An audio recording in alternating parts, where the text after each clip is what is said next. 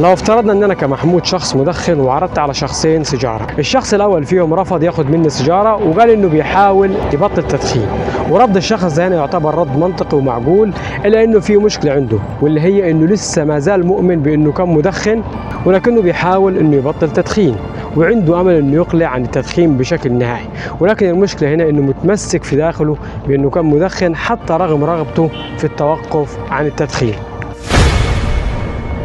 وانا كمدخن لما عرضت سيجاره على الشخص الثاني اللي هو كان مدخن واللي بيحاول انه كمان يبطل تدخين، رفض انه ياخذ السيجاره وقال انه ما بيدخنش وقفل الباب من اساسه في وشي، مش لسه هيقول زي الشخص الاولاني لا والله اصلا انا بحاول ابطل تدخين. والفرق هنا ما بين الشخص الاول اللي قال انه بيحاول يبطل تدخين والشخص الثاني اللي قال انه ما بيدخنش فرق جذري، لان الشخص الثاني خد خطوه كبيره وعمل تغيير جذري في هويته. هو كان مدخن ولكنه بيعتبر ان التدخين كان جزء من حياته السابقه مش جزء من حياته الحاليه، وهو مش شايف نفسه مدخن.